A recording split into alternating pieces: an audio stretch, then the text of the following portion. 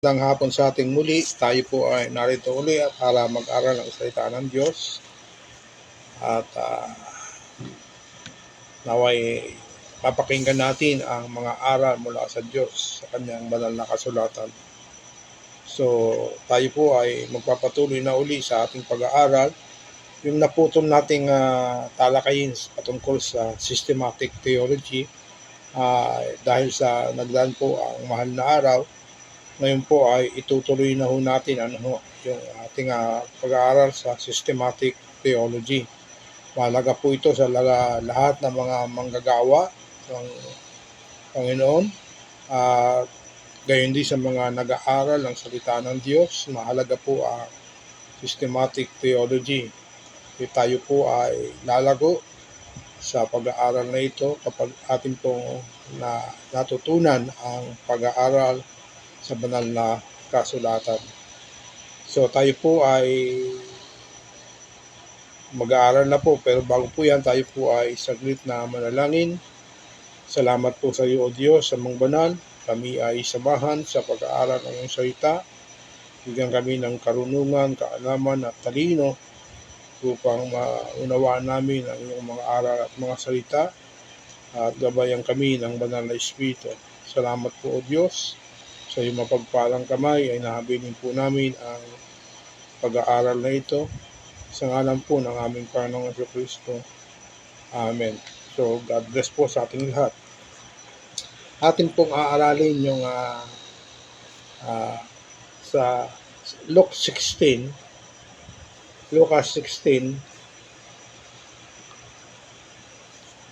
Okay.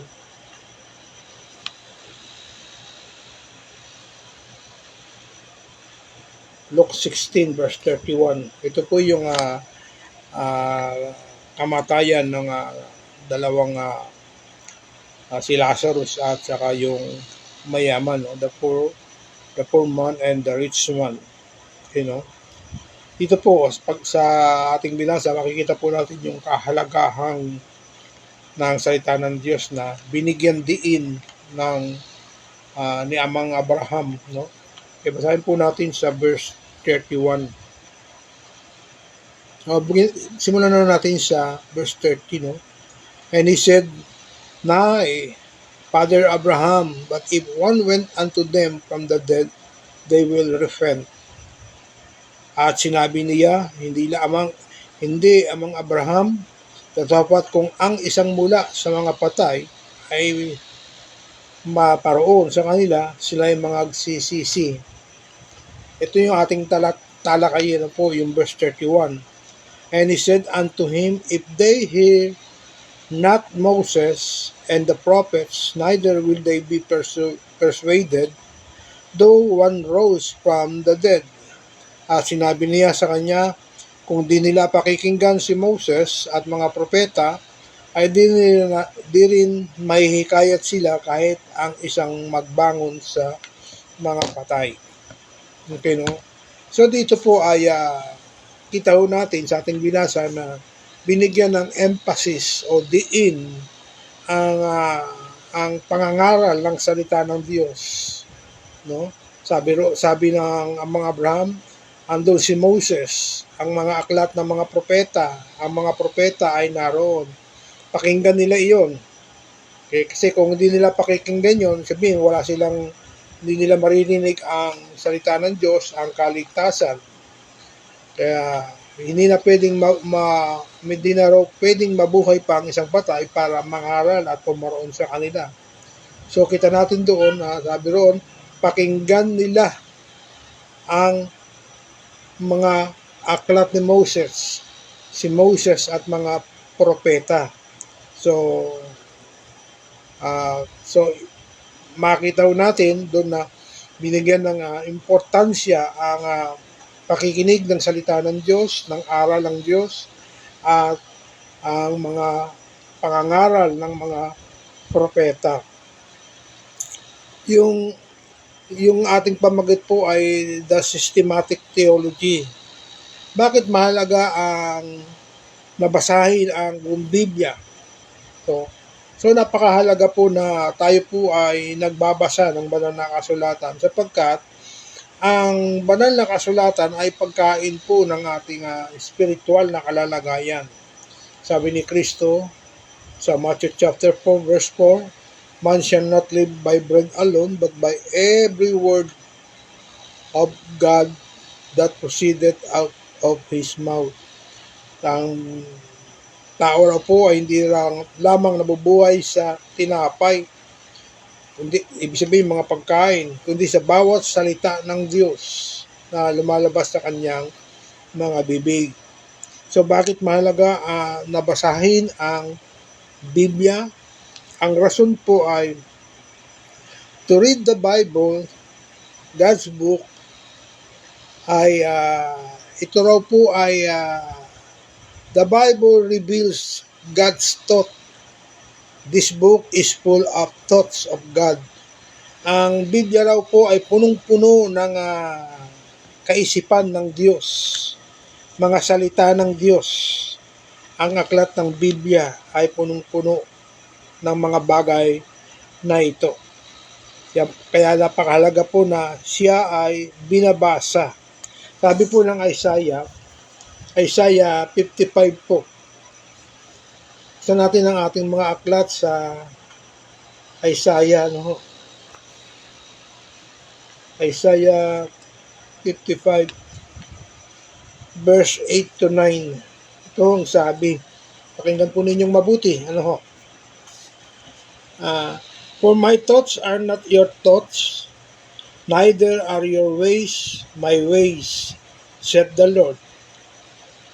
Verse 9, for as the heavens are higher than the earth, so are my ways higher than your ways, and my thoughts than your thoughts. Okay?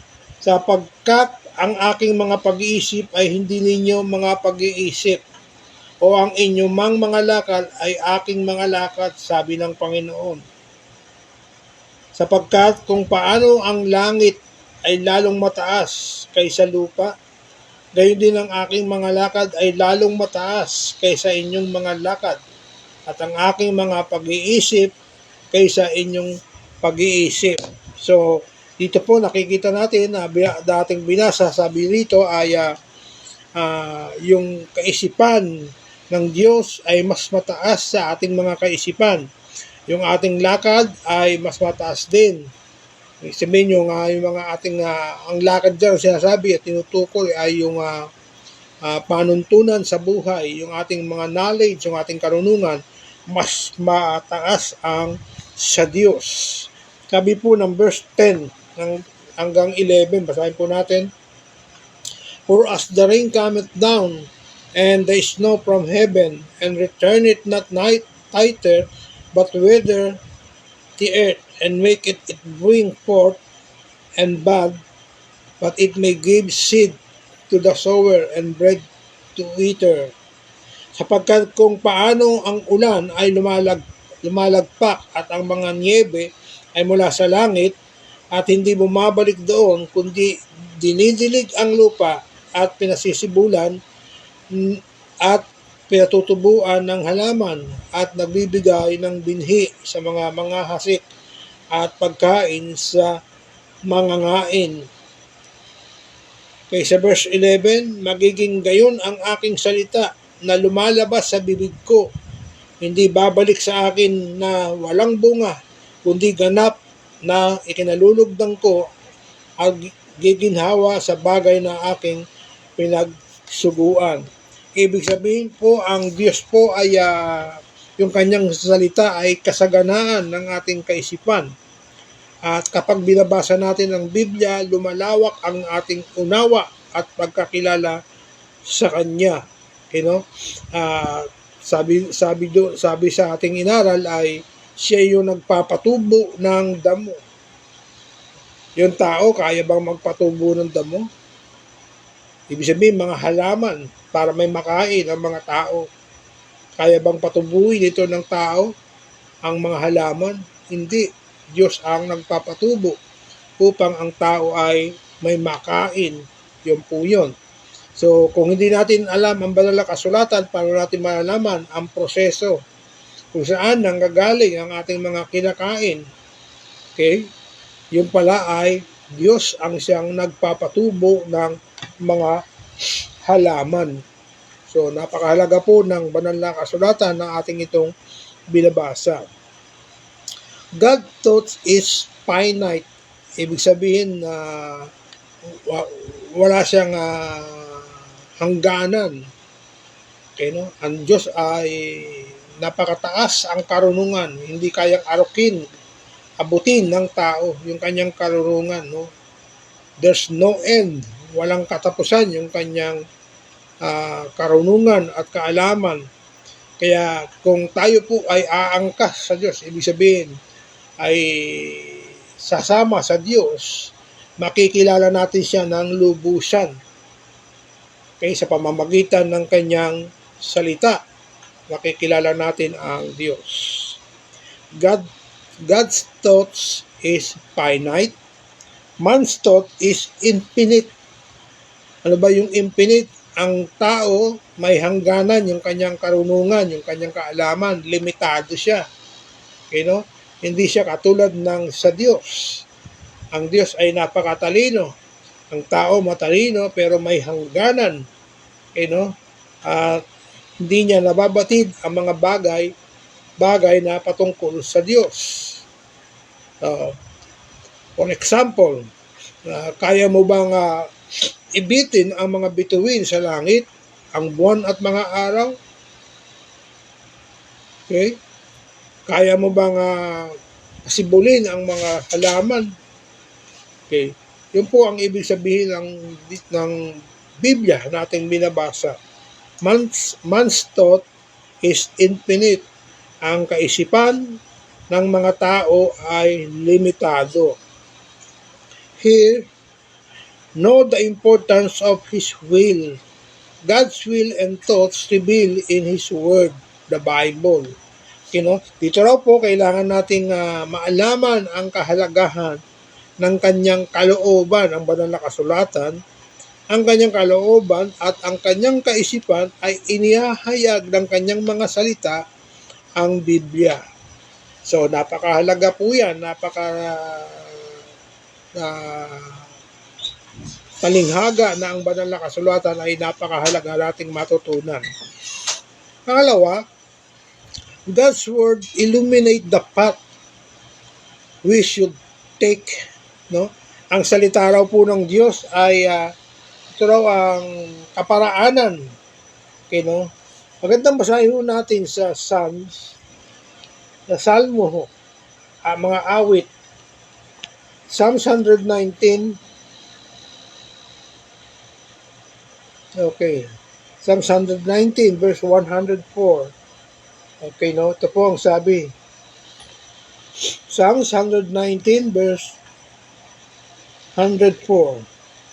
Through thy precept I get understanding.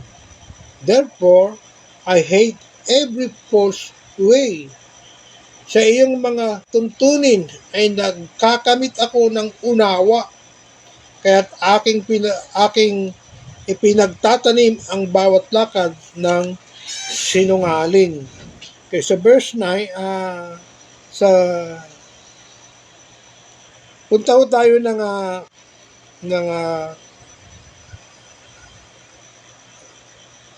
105, no?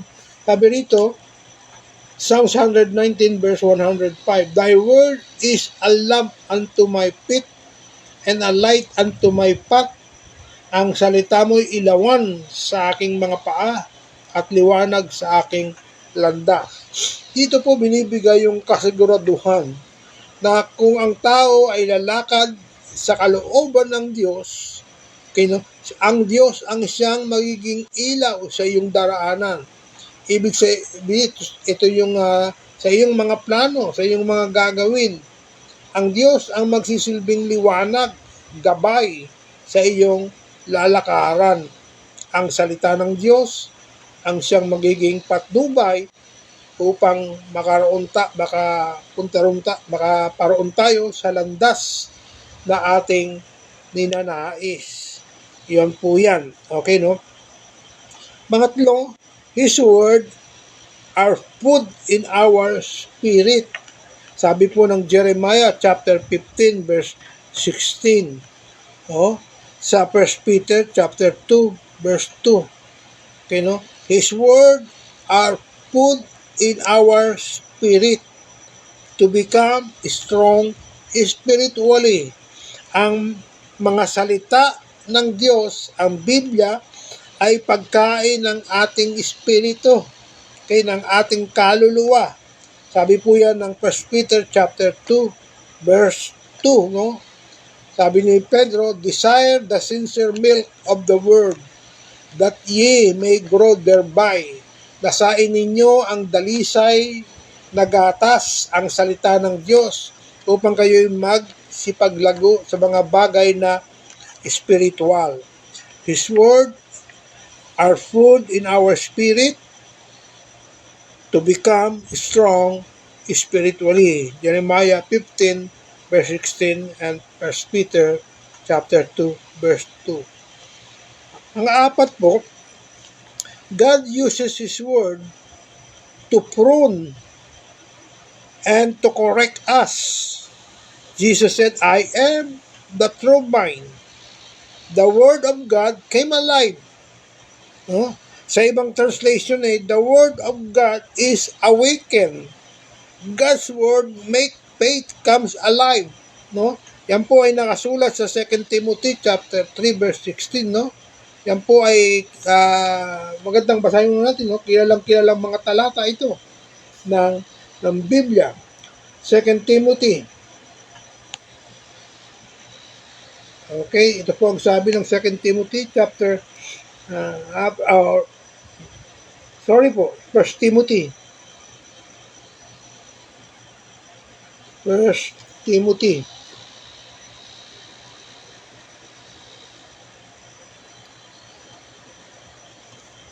Okay. Ito pala.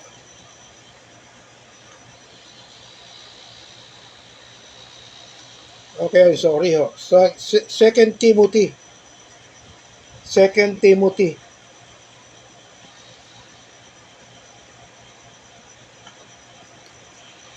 Okay.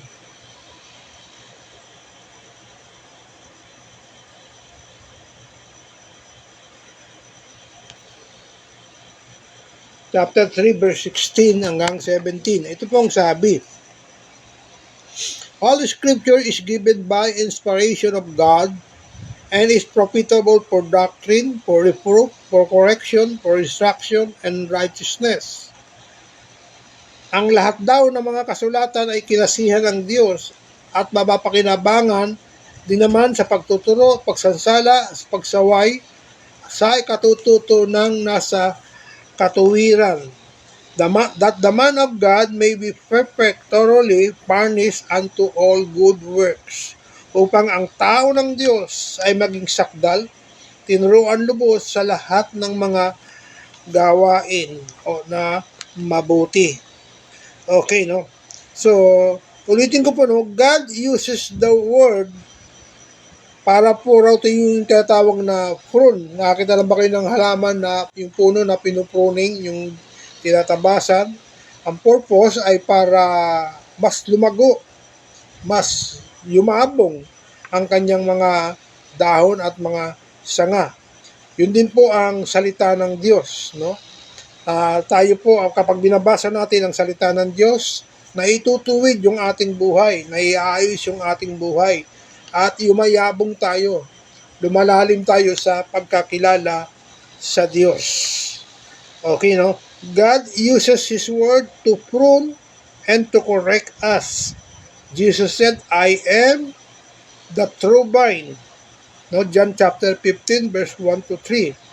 The word of God came alive, okay, ito po tinatawag na sa ibang salin ng Biblia ay the word of God is awakened, nagbibigay siya ng buhay, ginigising niya yung ating patay na pananampalataya at binibigyan ito ng buhay. Yung Acts 14 verse 6 hanggang 10, sabi diyan, to summarize, to make story short, no word, no faith. Walang salita ng Diyos, walang pananampalataya. Kasi ang pananampalataya ay nanggagaling sa salita ng Diyos. Romans 10:17, no? Faith cometh by hearing, and hearing by the word of God. So, no word, no faith. So, malinaw po yan. That's why, napaka-importante ang basahin ang banal na kasulatan. Okay, panlima, God's word is only offensive weapon against the evil. No, ang banal na kasulatan daw po, siya lamang ang ating pananggalang, panlaban sa kasamaan. Sabi po yan ng Ephesians chapter 6 verse 17 and Revelation chapter 1 verse 16. Sabi ng Revelation chapter 1 verse 16, speak God's word in the hour of temptation. No, sa panahon ng mga pagtukso, ang ating panlaban ay ang salita ng Diyos. Natatandaan ho natin, si Satanas, tuksuin niya ang Panginoong Jesucristo. Ang sabi niya, gawin mong tinapay ang bato. Sinabi pa niya na magpatihulog ka sa bangin at ipagbibili ng Ama, iingatan ka at sasaluhin ka. Anong sabi ni Kristo? Get behind me, Satan. Ang Diyos mo lamang ang iyong sasambahin, wala nang iba. Lumayas po ang diablo.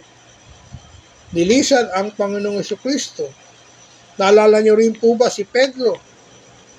No? Si Pedro ay sinabihan mismo, get thee behind me, Satan. Hadlang ka sa aking daraanan. Dahil si Pedro ay gustong pangunahan ang Panginoong Jesucristo, pero nakita niya, no? Nakita Jesus mismo na ang diablo ay kumilos kay Pedro. At kung nagbabasa tayo ng Biblia, sabi ng Biblia, si Pedro ay ipinapanalangin ng Panginoon na wag makuha ng diablo, wag madaya ng diablo. Kaya, yun po ang pangyayari.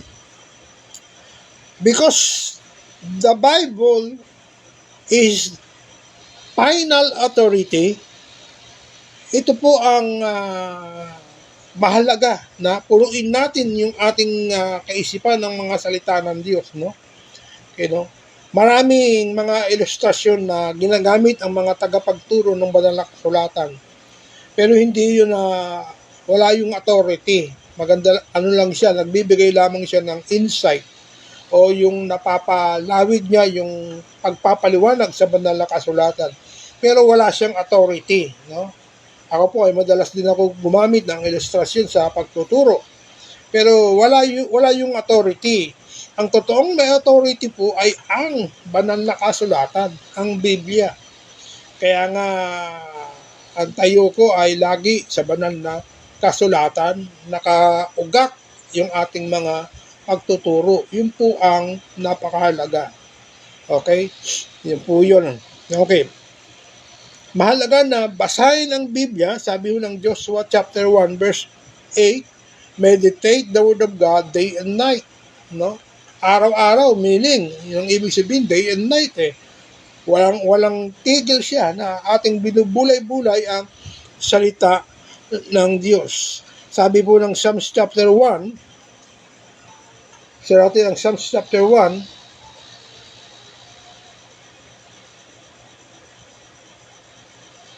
okay.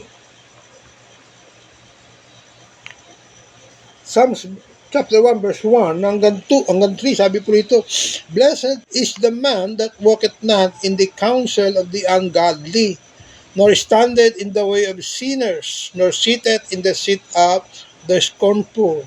Mapalad ang tao na hindi lumalakad sa payo ng masama, ni tumatayo man sa daan ng mga makasalanan, ni nauupo man sa upuan ng mga manlilibak.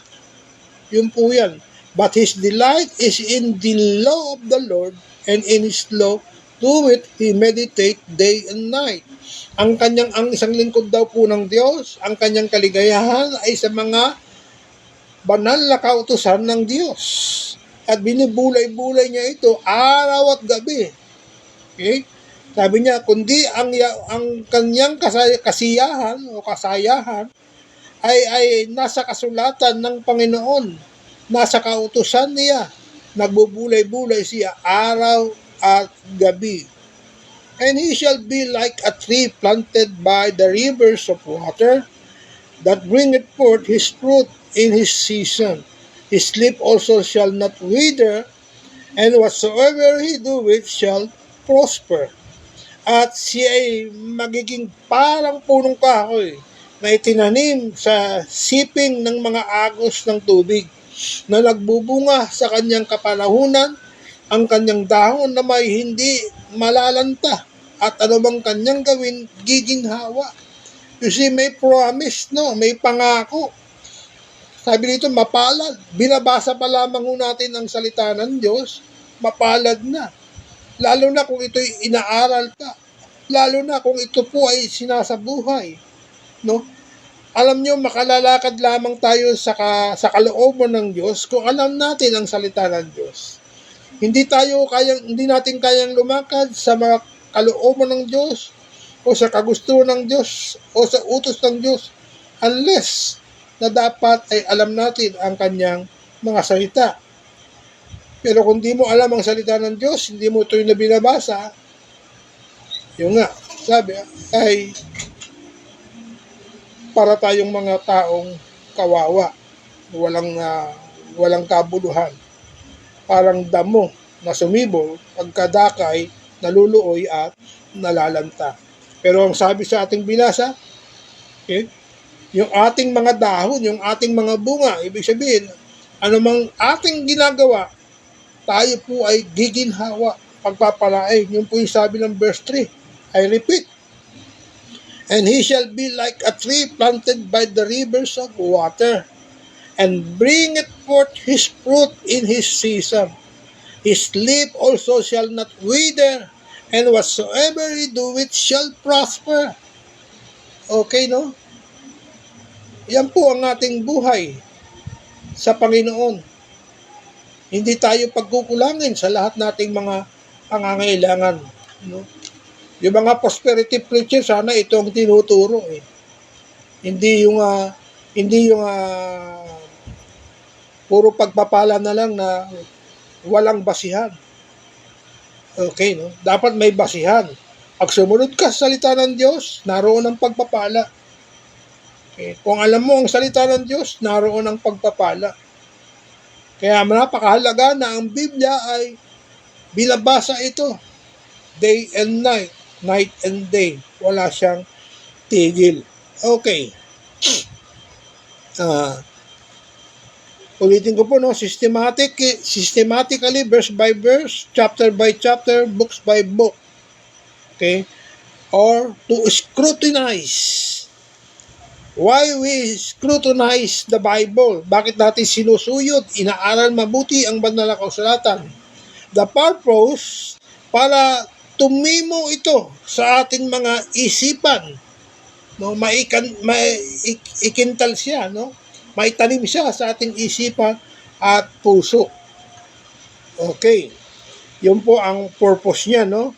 I repeat, systematic theology or reading the Word of God by verse, chapter by chapter, books by books, to scrutinize. The purpose is para tumimo siya sa isipan natin. You know, ang purpose ng pagbabasa ng buong Biblia at scrutinize, para pag nakarinig ka ng ibang tagapagturo, alam mo na yung kanyang sinasabi. No? Malalaman mo kung mali yung kanyang sinasabi o tama. Okay. Ako po ay madalas din ako magkonsulta sa mga kapwa ko pastor.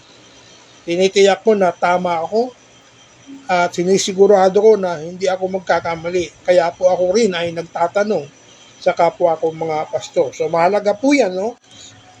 Magtanong tayo sa ating mga kapwa pastor, may mentor tayo dapat, at lalo na napakahalaga na ang Biblia ay binabasa natin. Okay. Next po, the purpose nga ay para tumimo siya sa ating mga isipan. This means breastplate of tinatawag ito nga breastplate breastplate of salvation. Ito po yung pananggalang natin, no? Ano ang sabi ng Biblia? Ang banal na kasulatan, ang salita ng Diyos ay tulad siya ng tabak, ay tumatagos sa kasukasuan, sa buong kalamnan, sa buto ng tao, ang salita ng Diyos, no? So palanggalang natin ang salita ng Diyos. Sabi po ng Ephesians chapter 4 verse 11 and 13. This God gives us to prepare the man of God for service. Ito raw po ay paghahanda ng Diyos sa atin upang iayos ang salita, ang tao ng Diyos para sa paglilingkod, no, for strong believer, para palakasin ang mananampalataya at maihanda siya sa paglilingkod sa Diyos. Kaya nakakahiya yung nakakahiya yung naglilingkod ka, public servant ka o lingkod ka ng Diyos na hindi mo alam yung sinasabi. Naalala ko po yung yung tinatawag na nagsalita yung ating Vice President, no? Nakakahiya, andun siya on the spot, nag-speak na siya. Nagtatanong siya, ano ibig sabihin ng EDCA? Nagkandautal-utal. So, nagkatatawanan yung mga tao. Okay? Pinagtatawanan. Ano ba yan? Sabi ng mga tao. Vice President ba yan? Okay, no? So, pinagtatawanan siya ng mga tao. Nakakahiya kung hindi alam ang sinasabi. EDCA lang. Yung ano ibig sabihin ng EDCA, hindi alam. Okay? Nagtanong sa maraming tao. So, nakakahiya sa isang lingkod ng Diyos o mga naglilingkod sa public servant na hindi niya alam yung kanyang sinasabi. So mahalaga na matutunan natin ang salita ng Diyos sapagkat ito ang magagabay sa atin sa tamang pagtuturo. Okay. When we read the entire Bible here, marami kang madidiskubre. Matututo kang makapag-aral. Okay, no? Matututo kang maayos at itama nito ang iyong theology. Sabi po ng 2 Timothy chapter 2 verse 15, no? Study to show thyself then approve unto God, a workman needeth not shame, rightly dividing the word of truth. So, mag-aral daw tayong mabuti ng salita ng Diyos upang hindi tayo mahiya, okay, na mga manggagawa, no, sa pagbabahagi ng mga katotohanan. Dividing the word of truth, a whole truth. Yun pong ibig sabihin niya, no? Ang pag-aaral sa banal na kasulatan na ito ay totoo at ang buong katotohanan ay ang buong Biblia. Okay, no? The whole Bible scrutinizes the whole truth. Sinusuyod mo, no? Inaaral mong mabuti. Okay? This called systematic theology, meaning you exegete the Bible. This the light interpretation of the Bible. The Bible is always interpret itself. The Bible always ito raw po yung siya yung nagpapaliwanag sa kanyang sarili, ang Biblia. Kaya dito makikita natin yung kahalagahan ng pagbabasa ng buong Biblia. Kasi pag kami nabasa ka na ibang talata, magkakaroon ng ibang talata, no? Kaya may tinatawag na difficult passages of the Bible. Okay, yun po yun. Then, sabi rito, reading the Bible, you allowing yourself that the Bible revealed to you. Ang pagbabasa raw ng Biblia ay pinapahintulutan mo ang iyong sarili na ang Biblia ay maghayag sa iyo, no? Magpakilala sa iyo, ituro niya ang salita ng Diyos sa iyo. Yun po yan. Kaya kung hindi mo binabasa ang banal na kasulatan, tamad tayong magbasa, walang ituturo sa atin ang Diyos, no? Okay. Kaya ang daming napapahamak, no? Mali-mali na yung turo, amin pa ng amin yung mga miyembro, no? Naalala ko yung isang preaching sa malaking pangangaral sa Luneta. Ang sabi ng mga ngaral, baligtarin ninyo yung inyong payong sapagkat uulan ng pagpapala. Kung ang payong nakahawak mo regular, mahuhulog nga naman. Kung babaligtarin mo ito, pag hulog ng pagpapala, masasalong mo. Anong klaseng aral yun? Ano? Saan galing yung aral na yan? Hindi siya biblical basis. Okay. Ulitin ko po, no? Reading the Bible, you allowing yourself that the Bible reveals to you. God Himself allow His deity to us to know Him personally. This the deeper understanding. Ito raw po ang Diyos mismo ay pinahintulutan niya yung kanyang pagka-Diyos sa atin na siya ay makilala personally. Ito raw po ang kaparaanan ng malalimang pag-aaral sa Biblia at malalimang pagkakilala sa Diyos. At ang Diyos ay nagpapakilala sa iyo sa pamamagitan ng pagbabasa ng banal na kasulatan. So, napakahalaga po niyan. Okay. Next. God imposing the word of God in our thoughts. No? Yung salita raw po ng Diyos ay inilalagak niya, no? Ini-impose niya, no? Ipinipilit niyang ilagay sa ating mga kaisipan. Okay, no? Upang tayo po ay maging matibay sa pagkakilala sa Kanya. Yun po ang sabi, no? Then, obeying the word of God, when we obey, success and victory follows. Okay, no? Kapag tayo raw po ay sumusunod sa salita ng Diyos, ang salita ng Diyos, ito raw po ay katagumpayan natin at makikita natin ang maayos na pamumuhay bilang mga lingkod ng Diyos. Okay. Mahirap sumunod nang hindi mo alam ang salita ng Diyos. Makakasunod lamang ang tao sa Diyos kung alam niya ang kanyang salita. If the blind leads the blind, what of them goes to ditch? Pareho sila mahuhulog sa hukay.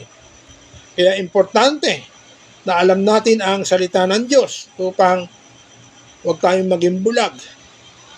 Ang bulag, wala siyang nakikita.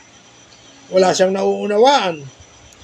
Kaya sabi ho ng Joshua, verse 8, meditate the word of God day and night. Obeying and application of the word of God is the most important bilang mga anak ng Diyos. Okay. Di ba yung manok, pagka may sisiw siya, nagkakaintindihan sila ng kanilang lengguwahe. Di ba? Lahat din ng hayop, nagkakaintindihan sila ng kanilang lengguwahe. Tayo po ay mga anak ng Diyos. Dapat nating naiintindihan ang lengguwahe ng Diyos. Okay? Dahil tayo ay anak, siya yung ating ama, dapat alam natin yung kanyang lengguwahe. Kilala natin ang Diyos. Kaya nga sabi ng Biblia, John chapter 10, sabi roon, my sheep knows my voice. Ang aking mga tupa, kilala niya, alam niya ang aking tinig. Okay, no? Kaya tayo po ay napakalaga na nagbabasa po ng banal na kasulatan. I repeat, if the blind leads the blind, both of them goes to ditch.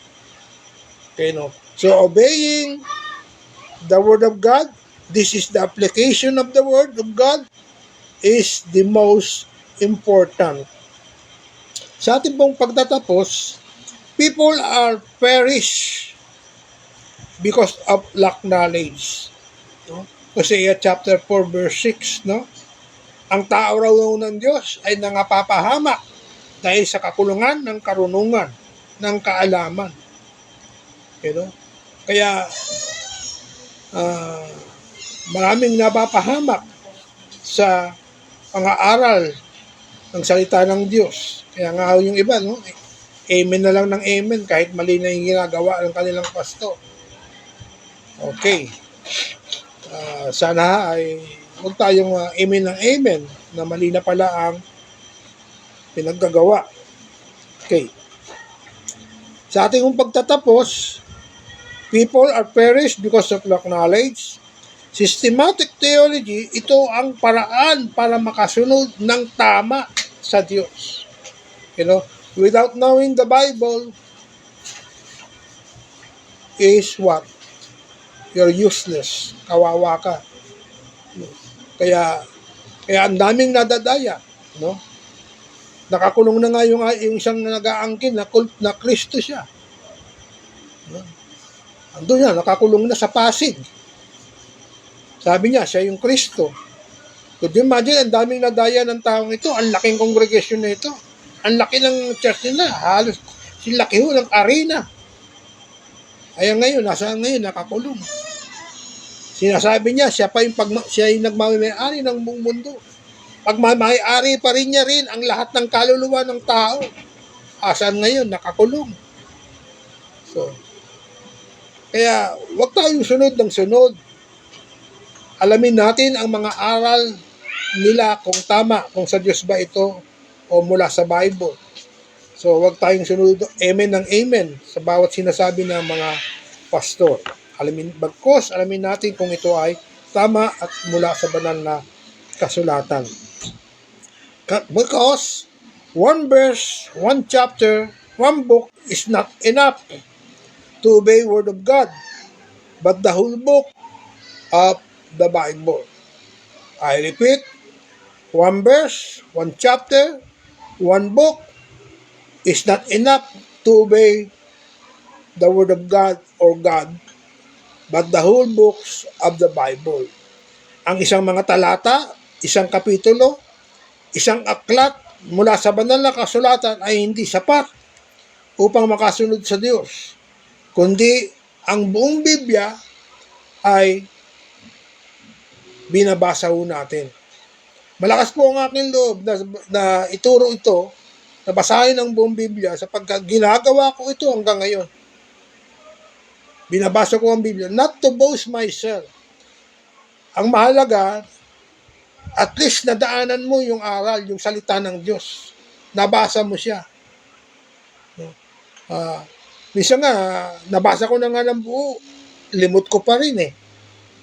Kaya, ang pagbabasa ng buong Biblia, hindi pagyayabang, kundi pagkakaroon ng mababang kalooban, mababang kaisipan sa harapan ng Diyos, dahil inaalam mo yung kanyang kalooban sa pamamagitan ng pagbabasa ng salita ng banal na kasulatan. Kaya yan, Again, I repeat, reading the Word of God as a whole Bible is not boasting, kundi ito raw po ay pakinabang at pagpapakumbaba para makilala mo ng lubusan ang Diyos. Kaya nakakahiya, may mga nagtuturo na hindi naman nakabasa ng buong Biblia. Okay. Pero sana ho ay nagbabasa ho tayo para isa itong matibay na karunungan at kaalaman na galing sa Diyos. Ang huli po, dito na ho tayo magtatapos. Lack knowledge in the Word of God, ang kawalan daw ng kamuwangan o karunungan sa banal na kasulatan, ito ang dahilan kaya maraming kulto. Isang talata lang, ginawa ng doktrina. Yung iba, walang alam sa Biblia, hindi nagbabasa, sunod-sunod na lamang sa kanya. Kaya marami ang napapahamak. Okay? So, nawa ay napag-isip-isip natin ng banal na kasulatan ay napakahalaga na ito ay binabasa, inaaral, sapagkat sabi ho ng Psalms 119 verse 1 hanggang 3, mapalad ang nagbabasa ng banal na kasulatan. Napakapalad niya. Okay? Ako po, napatunayan ko na mapalad ang banal na kasulatan kapag binabasa mo po. Okay, no? Yan po, napatunayan ko yan sa aking buhay. na ako ay napagpala sa pamamagitan ng pagbabasa ng banal na kasulatan. Marami na po akong napagdaan ng hirap ng buhay. Na ako po ay bago pang nagpapasto, ako po ay nagtitinda ng Tupperware, no, ng chicharon. Ginagamit ko pa noon ay yung bisikleta na may sidecar, no? Para lang ibuhay ko sa aking pamilya. Sa awa ho ng Diyos ay nakaraos po ako. Nakapagpatapos din po ako ng aking mga anak. Okay, so purihin ng Diyos. Ngayon po ay masasabi ko na maayos na ho ang aking buhay. No? Pero sa akin, hindi pagpapala ang mga bagay na iyon. Dahil yun ay talaga namang ibibigay sa iyo ng Diyos dahil anak ka niya. Pangailangan mo yun. Ang sa akin, higit na pagpapala ay ang makilala ko si Kristo. Naalala niyo ba ang sabi ni Pablo? If by any means, sa anumang pagkakataon, ang mahalaga kay Pablo ay ang makilala niya si Kristo ng lubusan. No? Inari niyang kalugihan ang lahat ng bagay, makilala lamang niya si Kristo ng lubusan. If by any means, no?